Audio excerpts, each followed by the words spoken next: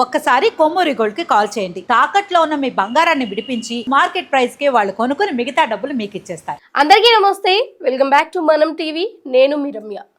తమిళనాడులో ఏ పార్టీ గెలుస్తుంది అన్నది ఇప్పుడు సంచలనంగా మారింది.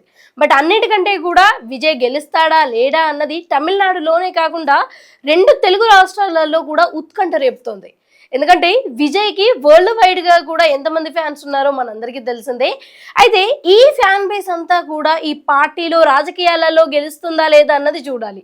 ముఖ్యంగా రాజకీయాలలో గెలవాలి అంటే ఎన్ని రకాలుగా, అంటే ప్రతి అంశం మీద కూడా, ప్రతి నియోజకవర్గం మీద కూడా మంచి పట్టు ఉండాలి. ఆ పట్టు విజయ్కి ఇప్పుడు ఉందా లేదా అన్నది పక్కకు పెడితే, ఎందుకంటే ఆ అంశాన్ని ఎందుకు పక్కకు పెడుతున్నామంటే ఇప్పటికే విజయ్ పార్టీ స్టార్ట్ చేసి ఒక 1 year అవుతుందేమో.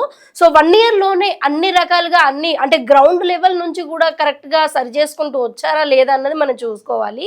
సో రీసెంట్గా కూడా ఎగ్జిట్ పోల్స్ ఏదైతే రివీల్ అయిందో అప్పటి నుంచి కూడా మరింత ఉత్కంఠ రేపుతోంది. సో ఏ పార్టీ గెలుస్తుంది, ఏ పార్టీ ఓడుతుంది అన్న దానిపైన. సో ముఖ్యంగా అయితే మోస్ట్ ఆఫ్ ది సర్వేలు అయితే డిఎంకే గెలుస్తుంది అని చెప్తుంటే, ఇంకొన్ని మాత్రం అన్న డిఎంకే గెలుస్తుంది అని చెప్తున్నారు. బట్ ఒకే సర్వే మాత్రం విజయ్ గెలుస్తాడు, టీవీకేని గెలుస్తుంది అని అయితే చెప్పడం జరుగుతుంది.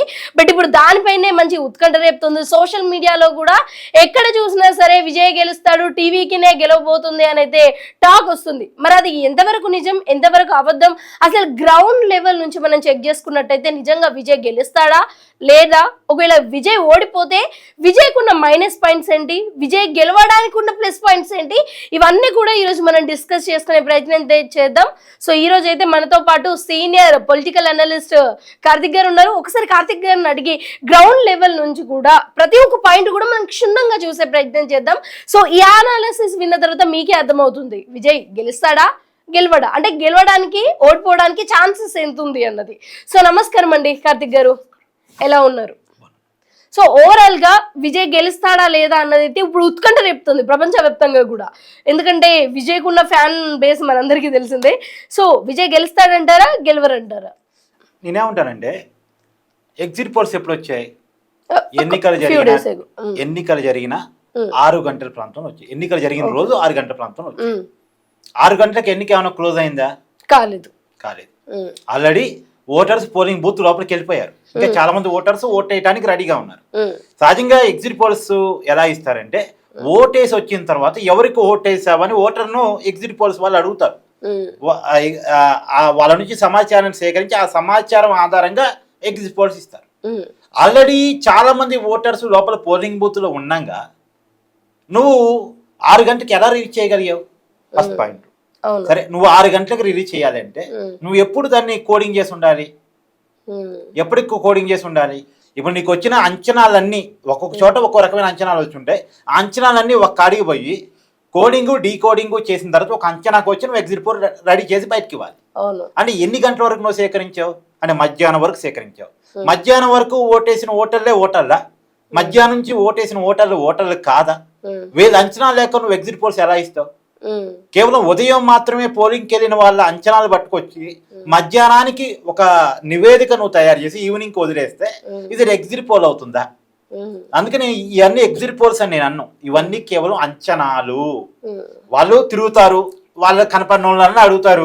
సో ఈ ఎగ్జిట్ పోల్స్ సర్వేలు అంటే అసలు ఎలక్షన్స్ పూర్తి కాకముందే నివేదిక బయటకి ఇచ్చింది అంటే మనం ఏ రకంగా చూడొచ్చు అంటే ఎగ్జిట్ పోల్స్ అంటే ఈ రోజు పోలింగ్ జరిగితే ఈ రోజు మొత్తం జరిగిన విషయాన్ని నైట్ కోడ్ చేసి తర్వాత రోజుకి రిలీజ్ చేయగలగాలి. ఓకే. కానీ అదే రోజు రిలీజ్ చేస్తున్నారు, అది కూడా పోలింగ్ జరుగుతున్న సమయంలో. ఇంకా అంటే ఆ టైం పోలింగ్ టైం అయిపోయింది కానీ పోలింగ్ బూత్ లోకి వెళ్ళిన ఓటర్స్ ఇంకా పోలింగ్ ఓటేసి బయటికి రాలే మొత్తం. కానీ అప్పటికే ఇవ్వగలుగుతున్నారు అంటే ఇట్స్ నాట్ రైట్ వే. మామూలుగా ఎగ్జిట్ పోల్స్ ఎలా ఉంటాయంటే తల్లి, అంటే ర్యాండమ్ గా అన్ని వయసు వాళ్ళని, కొంతమంది మహిళల్ని, కొంతమంది పురుషుల్ని, మహిళల్లో కూడా యంగ్ ఓటర్స్ ను కొంతమందిని, తర్వాత ఓల్డ్ ఓటర్స్ ను కొంతమందిని, పెన్షనర్స్ కొంతమందిని, యంగ్ ఓటర్స్ కొంతమందిని, తర్వాత అందులో కూడా రైతులు కొంతమందిని, నిరుద్యోగులు కొంతమందిని, ఉద్యోగాలు చేస్తున్నటువంటి వాళ్ళని కొంతమందిని, అర్బన్ లో కొంత, రూరల్ లో కొంత, అంటే ఒకే ఏరియాలో ఉండే వాళ్ళని కాకుండా, ఒకే సెక్షన్ ఆఫ్ పీపుల్ని కాకుండా different section of peoples, caste wise కూడా ఎస్టీలు కొంతమంది బీసీలు కొంతమంది ఓసీలు కూడా డిఫరెంట్ టైప్ ఆఫ్ క్యాస్ట్ అంటే ర్యాండమ్ గా ప్రతి సామాజిక వర్గాన్ని టచ్ చేస్తూ ఇప్పుడు ఒక సామాజిక వర్గం ఒక పార్టీకి కొంత ఫేవర్ కావచ్చు, ఆ సామాజిక వర్గాన్ని ఎక్కువ నువ్వు సర్వే చేసావు అనుకో ఒకే పార్టీకి వస్తుంది. అలా చేయకూడదు. ఇప్పుడు ఒక క్యాస్ట్ ఒకళ్ళని తీసుకున్నాడు, ఇంకో క్యాస్ట్ ఇంకోళ్ళని తీసుకోవాలి. ఒక ఏరియాలో ఒకళ్ళు తీసుకున్నాడు, ఇంకొక ఏరియాలో ఇంకొక చోట తీసుకోవాలి. ఒక ఏజోని ఒక చోట తీసుకున్నాడు, ఇంకో ఏజోని ఇంకో చోట తీసుకోవాలి. అట్లా డిఫరెంట్ ఆఫ్ ఒపీనియన్స్ తీసుకొని వాటన్నిటిని ఒక చోట కలెక్ట్ చేసి ఏ ఒపీనియన్ ఎలా వచ్చింది అన్నది కోడింగ్ డీకోడింగ్ చేసి ఒక నివేదికను తయారు చేయాలి. సో ఇప్పుడు మీరు ఏమంటారు, ఏదైతే అంచనాలు ఎగ్జిట్ పోల్స్ రిలీజ్ చేసిందో అదంతా కూడా ఫాల్స్ ఇన్ఫర్మేషన్ ప్రజలకు అందుతుంది అని మీరు అంటారా? 100% ఎగ్జిట్ పోల్స్ కావు, కేవలం అంచనాలు. ఎగ్జిట్ పోల్స్ కి అంటే సర్వేలు అనే పదానికి చాలా వ్యాలిడిటీ ఉంది. ఇవి సర్వేలు నేను అనుకోవట్లేదు. సరే, ఈ సర్వేలు అంచనాకు వచ్చేసరికి నేను కూడా పర్సనల్ గా ఒక అంచనా అని చెప్పాను. నా అంచనా ఇంతవరకు ఎప్పుడు ఏ ఎన్నికల సమయంలో తప్పలేదు, నాకు కాన్ఫిడెన్స్ అది ఇప్పటివరకు తప్పలేదు. తమిళనాడు ఎన్నికలకు వచ్చేసరికి నేను ఎక్స్పెక్ట్ చేస్తుంది అక్కడ డిఎంకే కూటమి గెలబోతుందని. సో మెజార్టీ ఎగ్జిట్ పోల్స్ కూడా అదే చెప్పాను, వేరే విషయం. కానీ అంతకుముందే నేను చెప్పాను అక్కడ ఉన్న అంచనా, నేను మళ్ళీ సర్వే అంటే అంచనా, నా అంచనా అయితే అక్కడ డిఎంకే కూటమి మళ్ళీ తిరిగి గెలబోతుంది, స్టాలిన్ మళ్ళీ ముఖ్యమంత్రి కాబోతుంది. సో ఇప్పుడు ఇక్కడ చిన్న డౌట్ అండి, మీరు డిఎంకే అని చెప్పారు, ఆ ఎగ్జిట్ పోల్స్ అవన్నీ కూడా డిఎంకే అని చెప్పారు. అంటే మీరందరి అంచనాలు చూసుకున్నట్లయితే తమిళనాడులో ఏవైతే ఎప్పటి నుంచో పాతుకొని పోయి ఉన్న కొన్ని పొలిటికల్ స్ట్రాంగ్ పార్టీస్ ఏవైతే ఉన్నాయో, డిఎంకే కావచ్చు, అన్న డిఎంకే కావచ్చు, సో ఎప్పటి నుంచో ఉన్న పార్టీస్ కే ఎక్కువ వాల్యూ ఉంటుంది, లేకపోతే అక్కడ ఉన్న ప్రజారాధన కూడా అందరికి వాళ్ళకే ఉంటుంది అని డిఎంకే అని చెప్తున్నారా, లేకపోతే మీ దృష్టిలోనే అసలు విజయ్ గారు లేరంటారు? అంటే టీవీకే పార్టీ లేదంట. నా అంచనా కారణాలు అవి కావు. నా అంచనా కారణాలు ఏంటి అంటే, సహజంగా తమిళనాడు రాజకీయాల్లో డిఎంకే వరుస అన్నా డిఎంకే ఉంటది గత కొన్ని దశాబ్దాలుగా. ఈసారి ట్రయాంగిల్ ఫైట్ నడుస్తుంది. విజయ్ ఆడయ్యాడు, ఖచ్చితంగా విజయ్ పోటీ ఇచ్చాడు. 234 స్థానాల్లో పోటీ ఇచ్చాడు, కాదనేది ఏం లేదు. అంటే పోటీ చేశాడు, దాంట్లో ఒక 30, 40, 50 స్థానాల లోపల అయితే మంచి పోటీని కూడా ఇచ్చాడు. ఒక 7 జిల్లాల పరిధిలో విజయ్ పోటీ కూడా ఇచ్చాడు.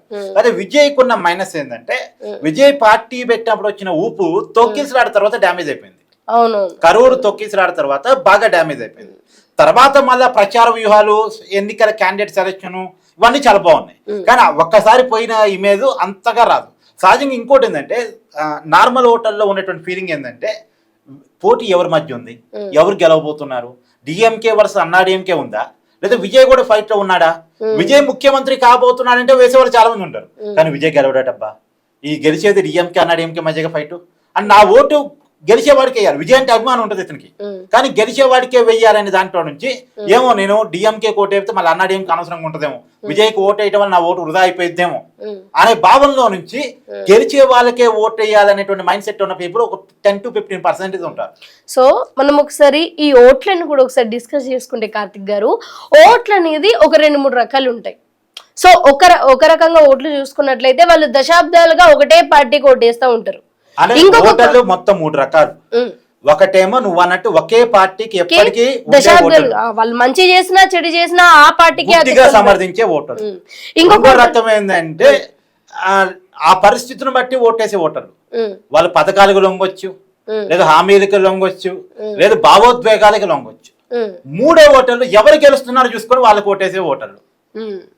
అర్థమైందా? సో ఓట్ల తీరికని పట్టుకొని మనం ఒకసారి చూసుకున్నా గానీ విజయ్కి ఎంతమంది వస్తారు ఎంతమంది రారు అన్నది పక్కకు పెడితే, సో ఈ ఓటర్లలో కూడా నిజంగా విజయ్ అంటే అభిమానించే వాళ్ళు కావచ్చు, అతిగా ప్రేమించే వాళ్ళు కూడా వాళ్ళు ఓటర్ లాగా మారుతారా వాళ్ళ ఫ్యాన్స్ అన్నది కూడా ఇక్కడ ఉత్కంఠ రేపుతుంది. నీకు చెప్తామా, మామూలుగా 2009లో చిరంజీవి గారు పార్టీ పెట్టారు ఆంధ్రప్రదేశ్. మన తెలుగు ప్రజలు వీడియో చూస్తున్నారు కాబట్టి తెలుగు వాళ్ళకి అర్థం కావాలని చెప్తున్నాను. చిరంజీవి గారి సభలకి ఎంతమంది జనం వచ్చారు?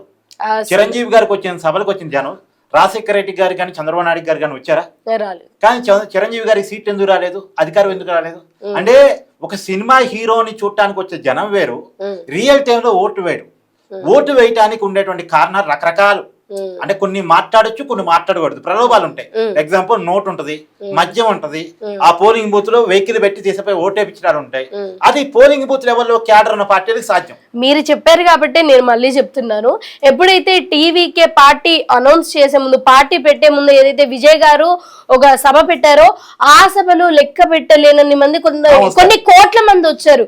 బట్ ఆ కోట్ల మంది ఓటర్లుగా మారుతారా లేదా అన్నదే ఇక్కడ చూసుకోవాలి. ఓటర్లుగా మారాలంటే గ్రౌండ్ లో పార్టీ పటిష్టంగా ఉండాలి. గ్రౌండ్ లో అంటే గ్రౌండ్ అంటే ఇప్పుడు గ్రామ స్థాయి కావచ్చు, బూత్ గ్రామ స్థాయిలో. గ్రామ పంచాయతీ స్థాయిలో కూడా వీళ్ళ పార్టీ వాళ్ళు స్ట్రాంగ్ గా ఉండాలి. స్ట్రాంగ్ గా ఉండి ఒక ఓటర్ ని ఆకర్షించి విజయ్ గెలవబోతున్నారని మోటివ్ చేపించి విజయ్ వైపు ఆ ఓటర్ ని మళ్లించే విధంగా ఉండాలి. ఒక్క విజయ్ పైనుండి మాట్లాడితే వింటారు, తప్పట్టు కొడతారు. కానీ కింది స్థాయిలో నీకు బూత్ కమిటీలు, గ్రామ కమిటీలు చాలా ఇంపార్టెంట్. ఓటర్ ని ప్రభావితం చేసేది వాళ్ళే. సో కాబట్టి ఇప్పటిగా ఉన్నటువంటి పరిస్థితుల్లో అక్కడ విజయ్ ప్రధాన పోటీదారిగా ఉన్నాడు అన్నటువంటి అభిప్రాయం తమిళనాడులో లేకపోవటం ఫలితంగా అక్కడ విజయ్కి రాదు. అంటే సినిమా హీరో అంత మాత్రం గెలుస్తానని లేదు. తమిళనాడు ఎగ్జాంపుల్ చెప్తున్నా నేను. ఇప్పుడు ఎంజి రామచంద్రన్ సినిమా రంగం నుంచి వచ్చి క్లిక్ అయ్యాడు, కరుణానిధి క్లిక్ అయ్యాడు, జయలలిత క్లిక్ అయింది. కానీ తర్వాత కాలంలో కమల్ హాసన్ ఫెయిల్ అయ్యాడు, విజయకాంత్ ఫెయిల్ అయ్యాడు, రజనీకాంత్ భయపడ్డాడు. మన కళ్ళ ముందు ఫెయిల్యూర్స్ కూడా ఉన్నాయి. బట్ ఇక్కడ చాలా మంది ప్రజలు కార్తిక్ గారు ఎవరిని సింగ్ చేస్తున్నారు అంటే ఆంధ్రప్రదేశ్ లో సేమ్ పార్టీ పెట్టినప్పుడు ఎంతమంది వచ్చారు, సేమ్ పవన్ కళ్యాణ్ గారికి ఏ రేంజ్ లో ఇది ఉందో. మంచి పాయింట్. పవన్ కళ్యాణ్ గారిని పోల్చి విజయ్తో పోల్చినప్పుడు పవన్ కళ్యాణ్ గారిని ఎగ్జాంపుల్ గా తీసుకుందాం. 2014 ఎన్నికల ముందు జనసేన పార్టీ పెట్టారు. నిజానికి అప్పటికే ప్రజారాజ్యంతో ఆయనకి ఎక్స్పీరియన్స్ ఉంది. డైరెక్ట్ పాలిటిక్స్ లో ప్రజారాజ్యం నుంచే ఉన్నారు పవన్ కళ్యాణ్ గారు. పార్టీ జనసేనగా 2014 ఎన్నికల ముందు పెట్టారు. 14 ఎన్నికల్లో పవన్ కళ్యాణ్ గారు ఎందుకు పోటీ చేయలేదు? ఆయనకి గ్రౌండ్ రియాలిటీ తెలుసు. ఎందుకంటే ప్రజారాజ్యం చూసున్నాడు కదా ఆయన. కాబట్టి గ్రౌండ్ రియాలిటీ తెలుసు. కాబట్టి 2014 ఎన్నికల్లో ఆయన పవన్ కళ్యాణ్ గారు కూడా పార్టీ పెట్టిన వెంటనే గెలవాలి అని అనుకోలేదు. ఒకవేళ ఓటమి ఎదురైనా సరే గెలవాలని అనుకున్నాడు, కానీ గెలవడానికి స్కోప్ లేదన్న విషయం అర్థం చేశాడు. ఆ ఓటమి ఒప్పుకున్నాడు కూడా. మళ్ళీ తర్వాత చాలా స్ట్రాంగ్ పోటీ చేయలేదు అసలు. కాదు దాని తర్వాత ఎలక్షన్స్ లో పోటీ చేసినా సరే దాని తర్వాత ఎలక్షన్స్ లో చేశారు కదా. నేను చెప్తున్నా, అక్కడికే వస్తున్నా. 2019 ఎన్నికల్లో పోటీ చేశాడు సొంతంగా. పోటీ చేసి స్వయంగా 2 చోట్ల పోటీ చేసి ఓడిపోయాడు.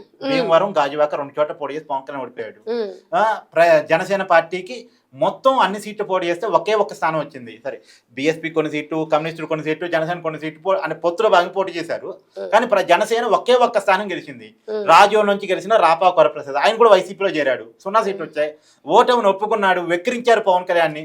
అయినా సరే నిలబడ్డాడు, కలబడ్డాడు, తపన పడ్డాడు. మొత్తానికి మన ఎన్నికల్లో ఒక స్ట్రాటజీ పెట్టుకున్నాడు, వైసీపీ వ్యతిరేక కూడా చేయకూడదని. ఆ స్ట్రాటజీతో భాగంగా ఊడిపోయిన టీడీపీని, బీజేపీని కలిపాడు. పొత్తులో భాగంగా 21 సీట్లు వస్తే 21కే రాజీ పడ్డాడు. కానీ ఇవాళ ఏ రికార్డు ఉంది అతని చేతిలో? పోటీ చేసినటువంటి ప్రతి సీటు గెలవగలిగాడు. 21కి 21 గెలవగలిగాడు. 2 ఎంపీలు ఇస్తే 2 ఎంపీలు గెలవగలిగాడు. ఈ దేశంలోనే 100% స్ట్రైక్ రేట్ ఉన్నటువంటి ఏకైక రాజకీయ పార్టీగా జనసేన రికార్డు ఉంది.